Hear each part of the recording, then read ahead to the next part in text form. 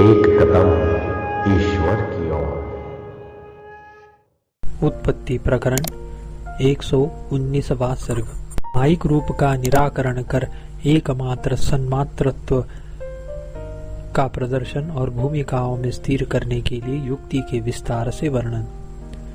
जैसे सुवर्ण सब जगह सब कालों में एकमात्र सुवर्ण स्वभाव है, लेश मात्र भी उसमें सुवर्ण शून्यता नहीं है, फिर भी वह अपने में कल्पित अंगूठी की भ्रांति से अपनी सुवर्ण रसता को न देखकर बाहरी मन के संसर्ग से होने वाली कांस्यता की कल्पना से मैं सोना नहीं हूँ यो रोता है, वैसे ही आत्मा भी अहंता से रोता है। श्री रामचंद्र जी ने कहा, हे मुनि जी, सुवर्ण में अंगूठी की भ्रांति का उदय कैसे होता है और आत्मा में अहंता कैसे होती है? दृष्टांत और दार्ष्टान्तिक इन दोनों को आप युक्ति द्वारा स्पष्ट रूप से कहने की कृपा कीजिए। श्री वशिष्ठ जी ने कहा, वत्स श्री रामचंद्र जी, सत के उत्पत्ति और विनाश स्वतः सिद्ध दृष्टा द्वारा देखे जा सकते हैं, असत की उत्पत्ति और विनाश कदापि नहीं। इसीलिए सत के ही उत्पत्ति और विनाश को आपको पूछनी चाहिए। यदि तुम्हें सुवर्ण लेना हो तो तुम मूल्य देकर सुवर्ण के लिए अंगूठी लो। इस प्रकार मध्यस्थ पुरुष द्वारा कहे गए खरीदने वाले पुरुष के मूल्य देने पर बेचने वाला पुरुष बहुत मूल्य से जो सुवर्ण देता है वह सत्य ही है, इसमें कोई संशय नहीं है। इसी प्रकार ब्रह्म ही संपूर्ण व्यवहारों का विषय है, उससे अन्य का तनिक भी व्यवहार में निरूपण नहीं किया जा सकता, यह भाव है। श्री रामचंद्र जी ने कहा, हे भगवान, यदि सुवर्ण ही खरीदना बेचना आदि संपूर्ण व्यवहारों का विषय है तो उसमें प्रतीत हो रहे अंगूठी आदि के आकार का सुवर्ण से अतिरिक्त क्या स्वरूप होगा और वह किस प्रकार होगा जो कि अंगूठी आदि शब्दों से कहा जाता है? इसके निश्चय से मैं ब्रह्म के स्वरूप को जान जाऊंगा। श्री वशिष्ठ जी ने कहा, हे श्री रामचंद्र जी, असत के रूप रहित रूप का यदि निरूपण किया जाता है तो उसे आप बांझ के लड़के के आकार और गुणों का निरूपण कहिए। भाव यह है कि सुवर्ण में जो अंगूठीयकत्व है वह अविचार से ही है, विचार करने पर तो वह कुछ भी नहीं है। अंगूठीपना जो है वह केवल भ्रांति ही है, वह असत स्वरूपिणी माया है। यदि उसको विचार कर देखा जाए तो वह नहीं दिखाई देती, यानी तुच्छ हो जाती है, इसीलिए वह इस माया का ही रूप है। मृगतृष्णा के जल में और दो चंद्रमाओं के भ्रम में और अहंता आदि में यही रूप है जो कि विचार करने पर दृष्टिगोचर नहीं होता। जो पुरुष सीप में चांदी से आकार को देखता है वह चांदी के अणुमात्र कण को एक क्षण के लिए भी कहीं पर नहीं प्राप्त करता है।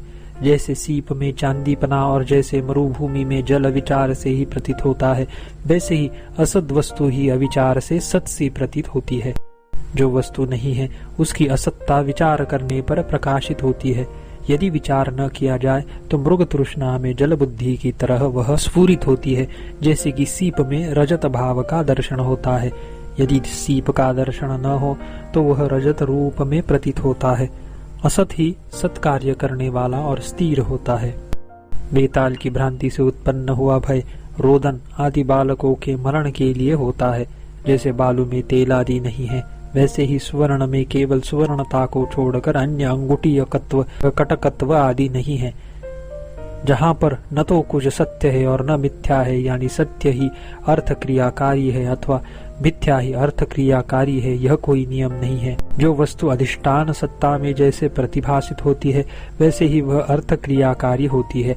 जैसे कि बालक को असत यक्ष के दर्शन आदि से विकार आदि होते हैं।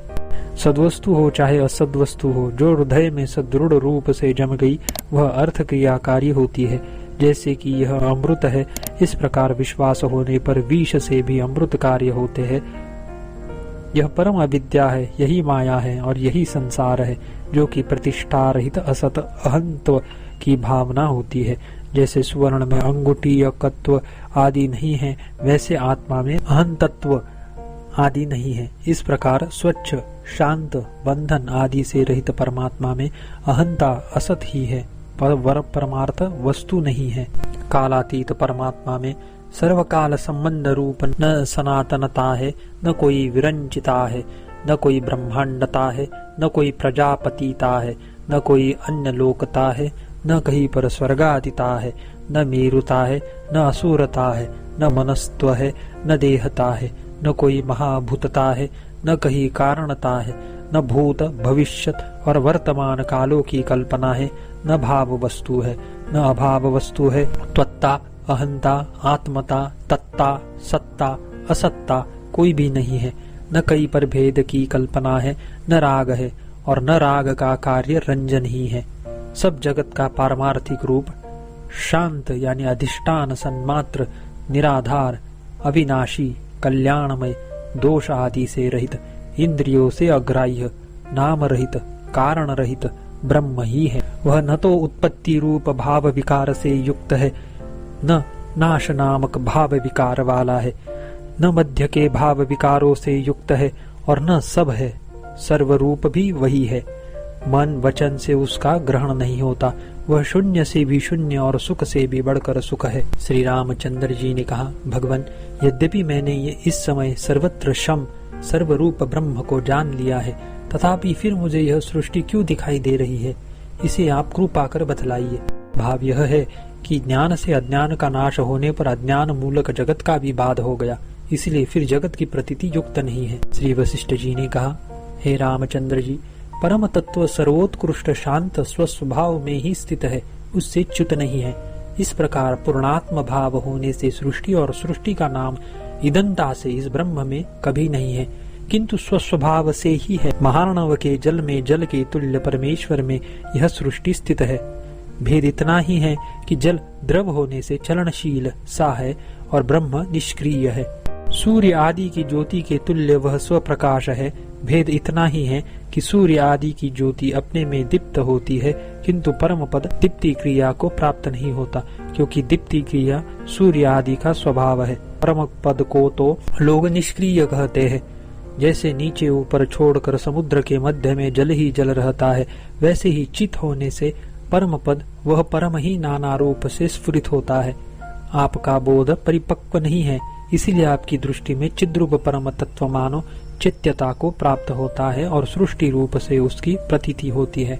वह सृष्टि ही ज्ञान का परिपाक होने पर अविनाशी ब्रह्म स्वरूप हो जाती है, कारण कि उस समय अज्ञानियों द्वारा देखा गया यह भेद ऐसे ही बिल्कुल नहीं रहता, जैसे कि आकाश का दूसरा आकाश नहीं है। यद्यपि आकाश का दूसरा आकाश माना जाए तो अनवस्था हो जाएगी, एवं परमार्थ का दूसरा परमार्थ नहीं है, इसलिए सर्ग शब्द ब्रह्म का ही नाम है, ऐसा विद्वानों का निश्चय है। अत्यंत शांत परम पद में चित्त से ही सर्ग की प्राप्ति होती है, और चित्त के अभाव से ही सर्ग का नाश होता है। जैसे कि सुवर्ण में कटक, कुंडल आदि का भ्रम होता है, चित्त की शांति का उदय होने पर विद्यमान सृष्टि भी असत हो जाती है, और चित्त का उदय होने पर असत सृष्टि भी अपने आप सत्ता को प्राप्त हो जाती है। अभिमान युक्त चित्त ही सृष्टि भ्रमण रूप भ्रांति है, और चित्त अभाव को ही सर्वथा शांत परम पद जानिए। वह परम पद जड़ नहीं है। तत्व दृष्टि से भेद रहित सृष्टि भी प्रतिभासिक भेद से भिन्न सी ऐसे प्रतीत होती है, जैसे शिल्पियों की मिट्टी की बनी हुई पुरुषाकार सेना युद्धादि पुरुषार्थ करने वाली सी प्रतीत होती है। यह पूर्ण उत्पत्ति रहित, नाश शून्य, अतएव अन्य विकार रूपी दोषों से रहित है, क्योंकि पूर्ण परमात्मा ही चारों ओर की व्याप्तियों से पूर्ण है। इसीलिए पूर्ण होकर पूर्ण ही सदा बना रहता है, अणुमात्र भी अपूर्णता को प्राप्त नहीं होता। जो यह सृष्टि दिखाई देती है वह ब्रह्म ही ब्रह्म में स्थित है। जैसे आकाश आकाश में विश्रांत है, वैसे ही शांत शिव में शांत शिव स्थित है। दर्पण में प्रतिबिंब रूप से स्थित 9 योजन वाले दीर्घ नगर में जैसे दूरता और समीपता दोनों है, वैसे ही ईश्वर में दूरता और समीपता का क्रम है। इस प्रकार सत का ही असत विश्व के आकार से भान होने से तत्व दृष्टि से सत ही उदित हुआ है, और असत अतत्व दृष्टि से असत ही उदित हुआ है, क्योंकि अभेद का भान होने से वह सत की तरह प्रतीत होता है, और भेद का दर्शन होने पर वह अवस्तु होने से असन्मय हो जाता है। यह सृष्टि दर्पण में प्रतिबिंबित नगर के तुल्य है और मृग तृष्णा के जल के समान प्रकाशमान है, तथा 2 चंद्रमाओं के ब्रह्म के सदृश प्रतीत होती है। इसीलिए इस सृष्टि में कौन सी सत्यता है? जैसे इंद्रजालिक पुरुषों द्वारा दूसरे को मोह में डालने के लिए अभिमंत्रित औषधि के चूर्ण के उड़ाने से आकाश में नगर भ्रांति हो जाती है, वैसे ही ज्ञान रूप ब्रह्म में संसार सत्य और मिथ्या भासित होता है, यानी अधिष्ठान सत्ता से सत्य और स्वतंत्र रूप से असत भासता है। जब तक विचार रूपी अग्नि से अविद्या रूपी पुरानी लता समूह नहीं चली, तब तक वह बहुत सी शाखाओं और लताओं के प्रतानों से व्याप्त सुख दुख रूपी विविध वनों को उत्पन्न करती है। 119वां सर्ग समाप्त।